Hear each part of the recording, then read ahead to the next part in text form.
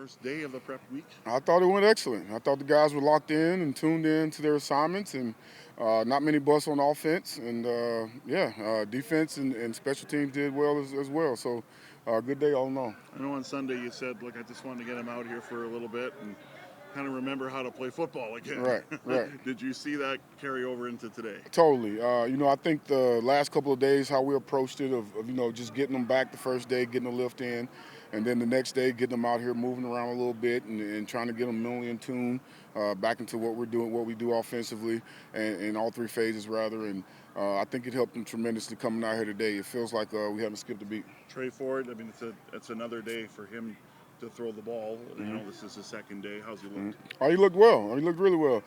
Missed a few throws here and there, but I mean, it is. It's not going to be perfect, and but I know in the game he'll make those throws. I mean, I'm talking about a yard or two off, right? Yeah. So, I think it's been a while since he's been in there and taken so many reps consecutively, right? So it'll be good for him. I think he'll be just fine. I was going to ask, is that just simply timing, just not working with the first? Yeah, exactly. It's just timing, and like I said, it was just barely off on a couple throws, but he hit more than he missed today. So that was promising. How's Gino Lewis? Is the jet lag look like it's through his system now? No, he's good. I told him next time you got to take me with him, though, right? But he said he had a great trip, and I was happy for him. And he came in a day later, but I won't punish him with chicken because we at least talked about it weeks ago. So, but yeah, he looks good. He looked well today as well. So when he first told you he's going to Morocco during the bye week, you're like. Exactly. Were you like, what? Right. That's a trip you take 2 weeks for, not like 5 days. Exactly right. But hey, I don't know if you got a private jet or what it is, but when you can get over there and get back the way he did, and if he didn't, then it'd have been chicken for every day. So, but he made it back on time, or made it back when he said he would, and so all is good. He's looking like he's back to top form again. Yes. He's weighing about 196 right now, 197. So I don't know if he dropped where he dropped a few pounds. I mean, so you see, he still has a thick set of legs on him, and he moves very well. So, he's looking good. They do an extreme hiker. He's probably not going to ever tell. Right, never tell. Not what you know. Look at the Bombers. Yeah, they're 7-6. They've won 5 straight. I mean, this is the 2 hottest teams in the league that are matching up here on Saturday. But when you look at the Bombers, what jumps off the page during this streak? I mean, they've beat some decent teams, during this streak, but they're just a team that plays well together. I mean, they're a veteran team. They got depth. I mean, you've seen how many linebackers have been up and down in their lineup, and they're still pulling linebackers out of the woodwork. I know they go some dime personnel sometimes as well defensively. Can't say enough about them offensively. I mean, with Kenny Lawler and Zach and all those guys, and Oliveira back there. They've got some weapons on offense, and we know that. So we've got our hands full, but so do they. Save the injury questions to the end. Update on Hergy Mayola?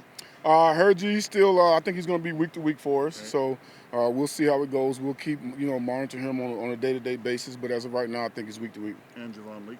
Javon Leak, I think he's dealing with a little bit of a thigh bruise right now. But more so importantly, he's at home dealing with a personal. Some personal going on at home, and he should be back sometime in the middle of this week.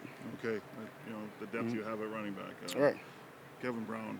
Right. Don't you just he stacked 3 big games. No question. Together, and even on Labor Day, even though it wasn't a big yardage day, it was still an effective day for him. A very effective day. I think he ended up even getting a game ball from the performance he had the other day, and that's the reason we have 3 American backs on the roster, right? Because if you're going to run the ball and commit to it the way we say we're going to do, then if you have one go down, you still have 2 in the stable. There you go. Yes, sir. Thank you very much. No problem.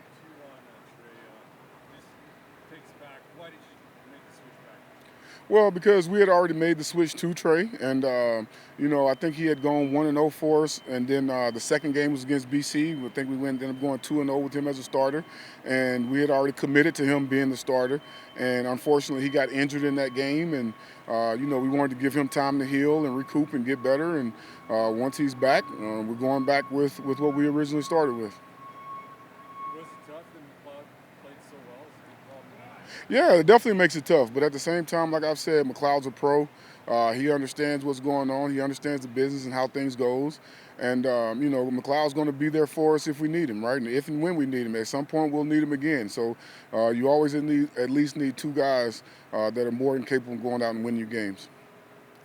Both guys have handled it really well. Oh, both guys have been. The room is awesome. Like, we all know that only one quarterback can play. Unfortunately, that's the nature of the beast in our room.